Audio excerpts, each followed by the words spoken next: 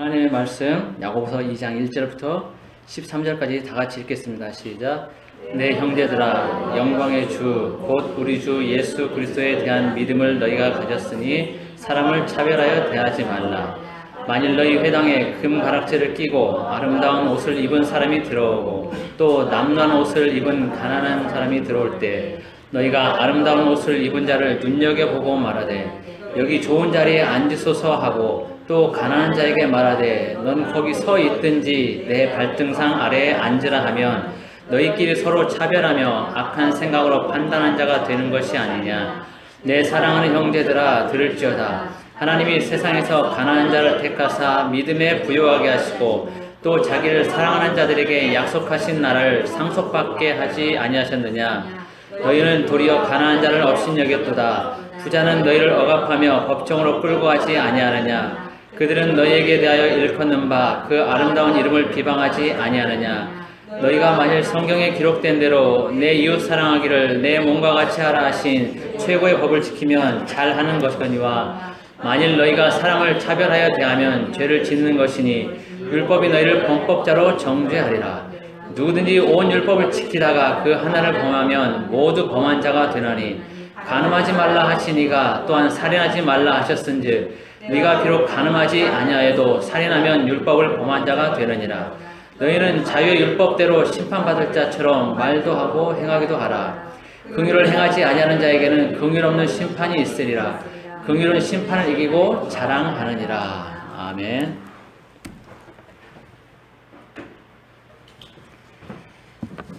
오늘 말씀은 가난하다는 이유로 차별하지 마라 라는 제목으로 보겠습니다.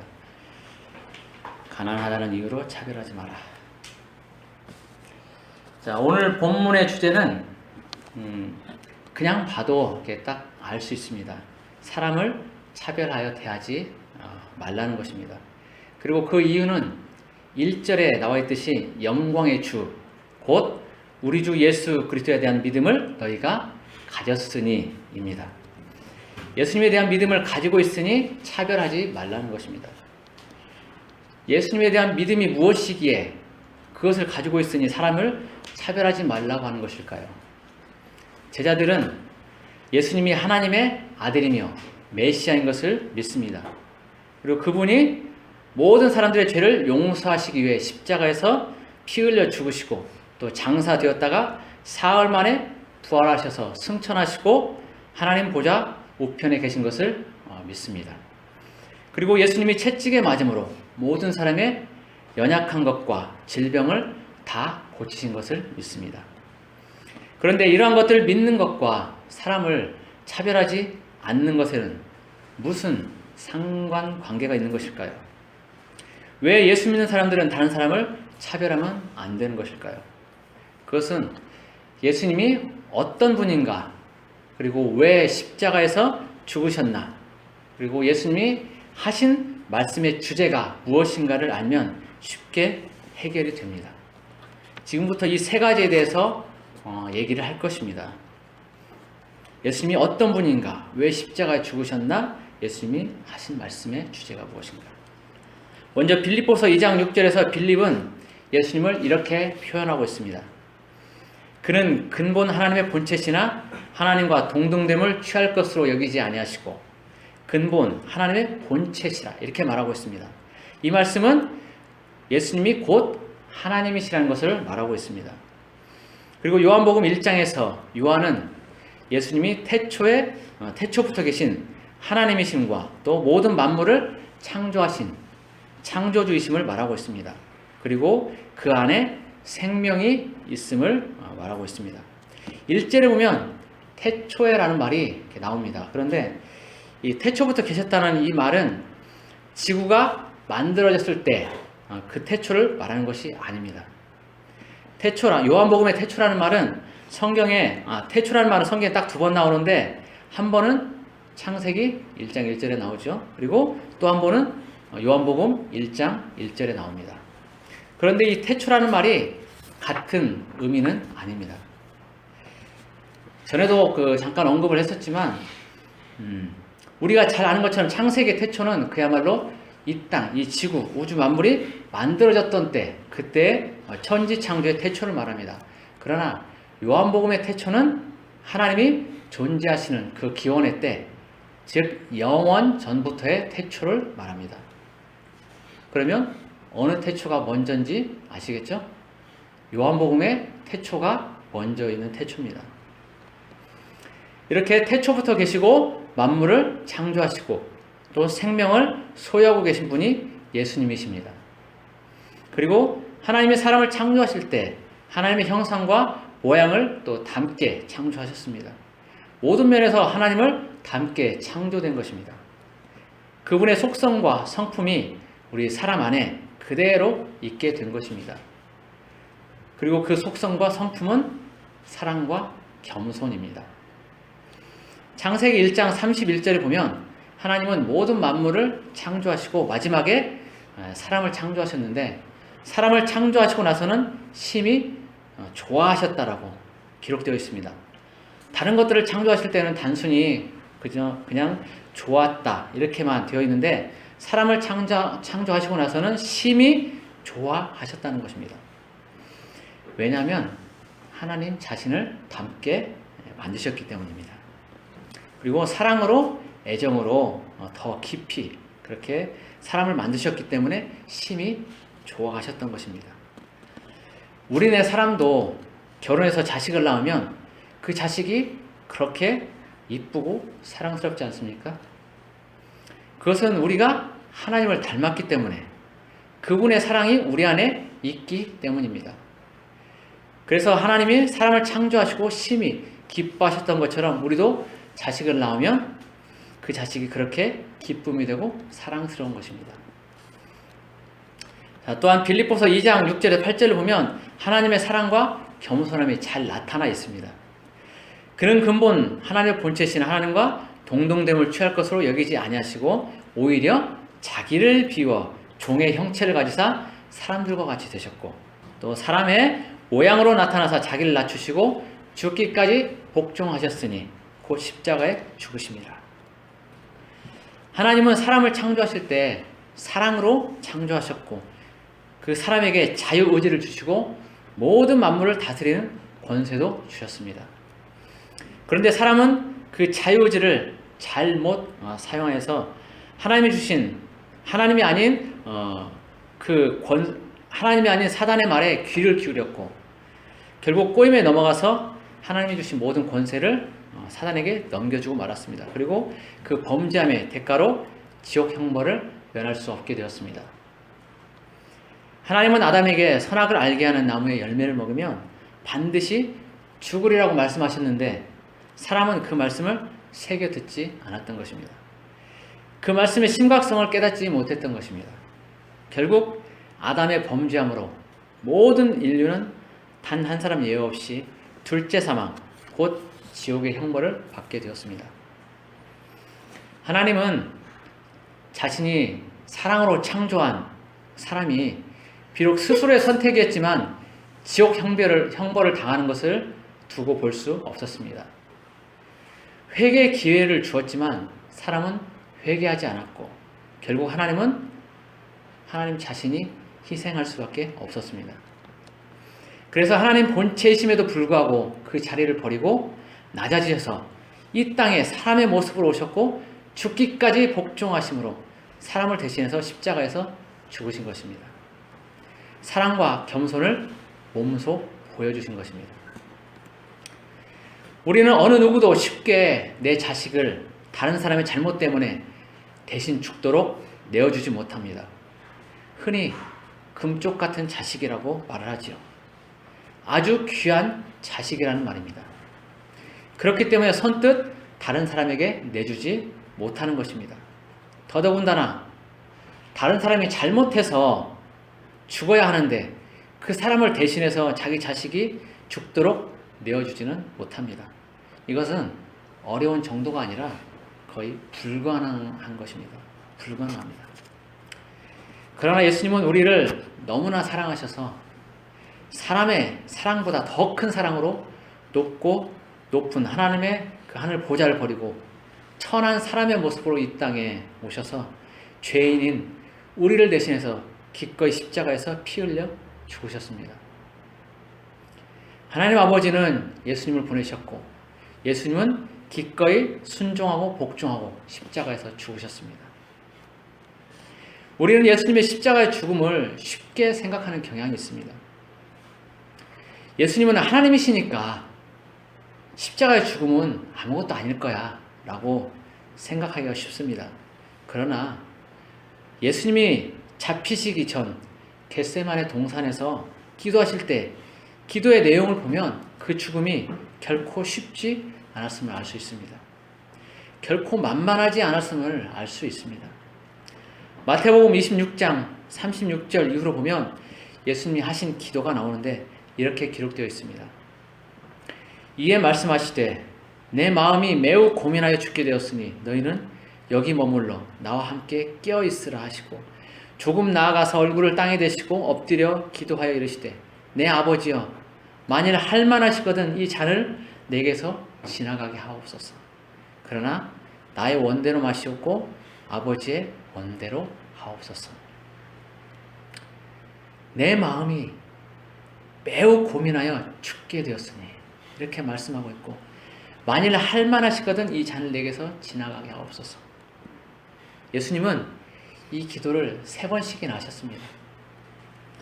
이 기도를 보면 예수님이 그냥 쉽게 죽으신 것이 아니라 죽는 것 때문에 매우 고민하셨던 것을 알 수 있습니다.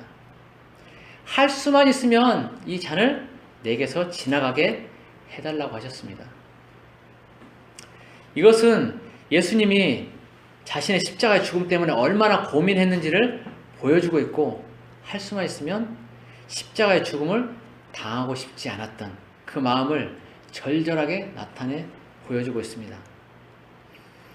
예수님은 결코 쉽게 십자가에서 죽으신 것이 아닙니다. 하나님이 아닌 철저한 사람의 모습으로 그 형벌을 감당하셨기 때문에 엄청난 고통이 있었습니다. 여러분이나 저와 똑같은 사람의 모습으로 채찍에 맞으시고 십자가에 못 박혀 죽으신 것입니다. 예수님도 그 잔혹한 십자가 형벌을 받고 싶지 않았습니다. 채찍에 맞을 때 살은 찢어져서 너덜너덜해졌습니다. 당시 채찍에는 채찍을 맞는 사람의 고통을 더 가중시키기 위해서 채찍 끝에 날카로운 쇠조각이나 동물의 뼈를 붙였다고 합니다. 그래서 한 번만 그 채찍에 맞아도 살이 쭉쭉 찢어지고 뼈가 드러날 정도라고 합니다. 예수님은 그 채찍에 수도 없이 맞아서 몸 가죽은 너덜너덜해졌고 만신창이가 되어서 도저히 십자가를 지고 골고다 언덕까지 갈 수 없을 정도가 되었습니다. 그리고 그 상태로 십자가에 못 박혔습니다. 조그만 가시나 또는 가시가 손에 박히거나 칼에 박히거나 칼에 살짝 베이기만 해도 고통스러운데 손가락보다 굵은 못으로 손과 발에 박히는 그 고통은 감당하기 매우 힘들었을 것입니다. 우리 말에는 단순히 못이라고 되어 있지만 그 못은 결코 우리가 흔히 보는 그런 자그마한 못이 아님을 알아야 합니다. 그것은 사람의 몸을 지탱해야 할 정도로 큰 못이고 공사장에 쓰는 징이나 정 그 정도가 될 것입니다. 이러한 고통을 감당하면서까지 사람의 모습으로 오셔서 십자가에 죽으신 것은 누구 때문입니까?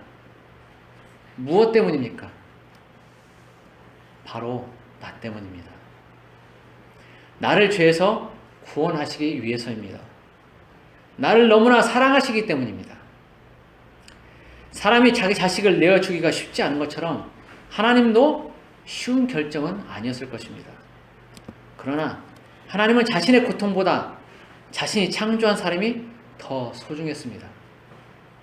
그래서 기꺼이 채찍과 십자가에 못 박히는 그 모든 고통들을 감내하셨습니다. 여러분, 그 사랑이 느껴지십니까? 그 사랑이 여러분의 가슴 속에 전해지십니까? 이것이 하나님의 사랑입니다. 그리고 겸손입니다. 이것은 하나님의 기본 속성입니다. 그리고 예수 믿는 사람에게는 이러한 기본 속성이 누구에게나 다 있습니다. 그리고 이런 하나님의 사랑이 있는 사람은 다른 사람을 동일한 하나님의 사랑으로 대합니다. 결코 차별하여 대하지 않습니다. 예수 그리스도의 십자가의 사랑이 누구에게나 동일한 사랑인 것처럼 말입니다. 오늘 본문 1절에 나와 있는 영광의 주, 곧 우리 주 예수 그리스도에 대한 믿음을 너희가 가졌으니 라는 이 말은 바로 예수 그리스도의 사랑을 가졌다는 그런 말입니다.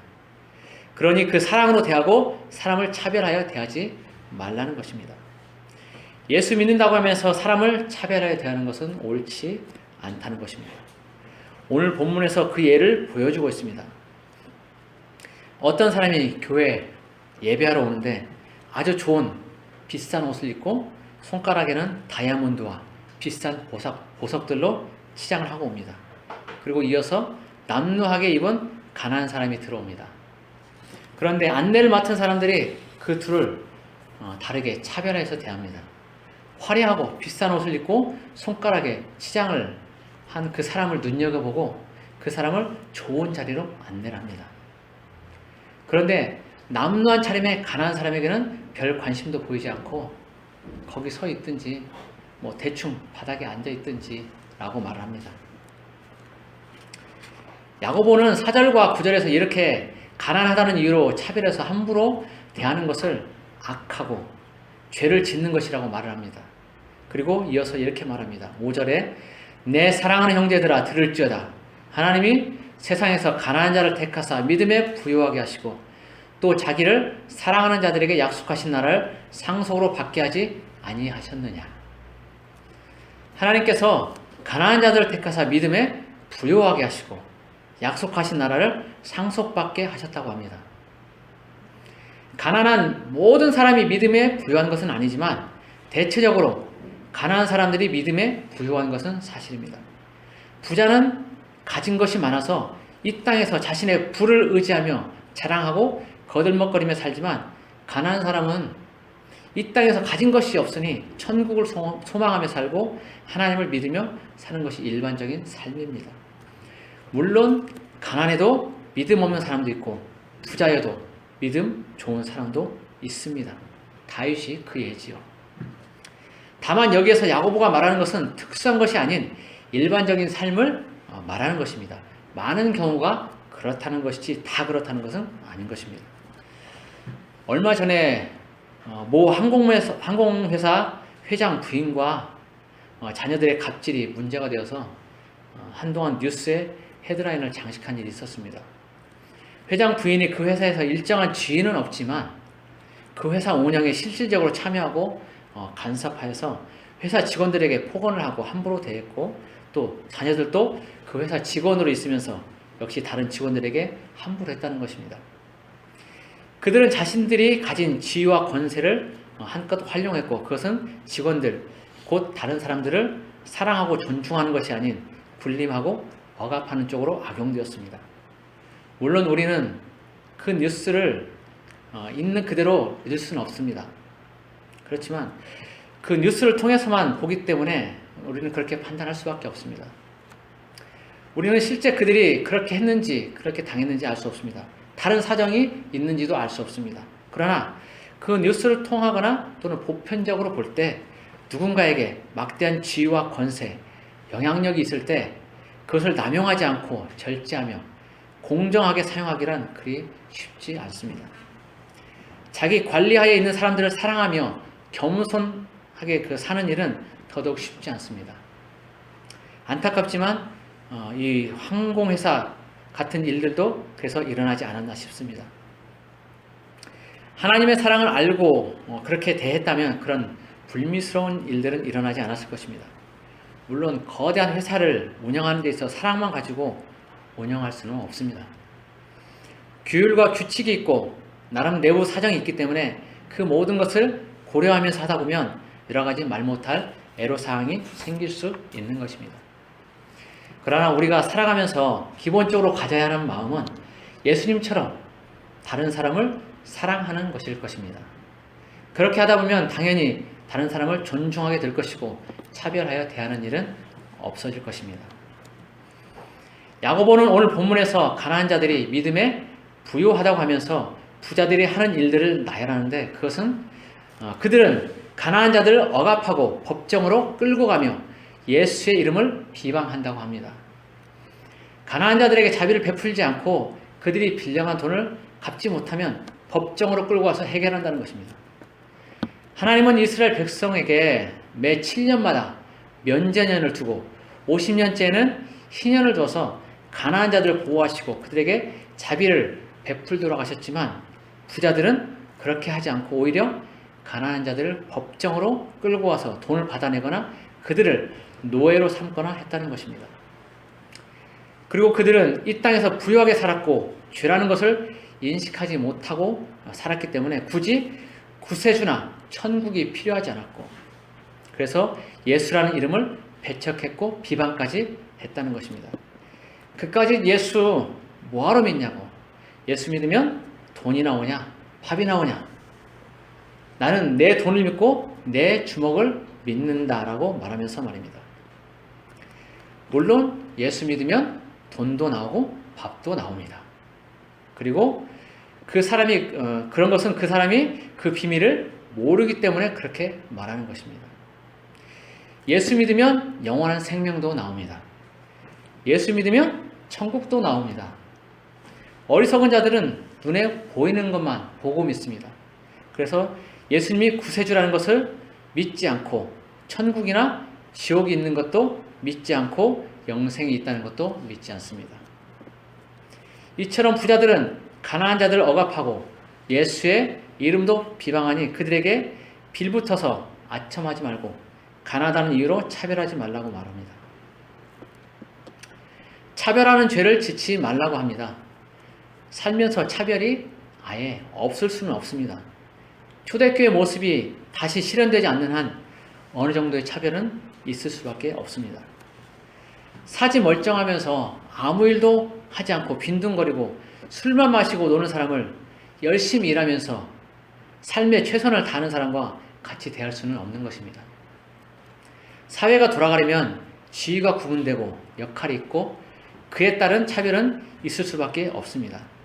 그리고 성경에서 악하다고 말하는 동성애와 우상숭배와 같은 악을 용납해야 하는 것도 아닙니다.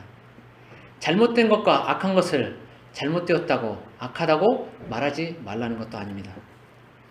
잘못되고 악한 것을 분별하고 그에 따른 처벌을 하되 그러나 단지 사람이 가난하다는 이유로 차별하지는 말라는 것입니다.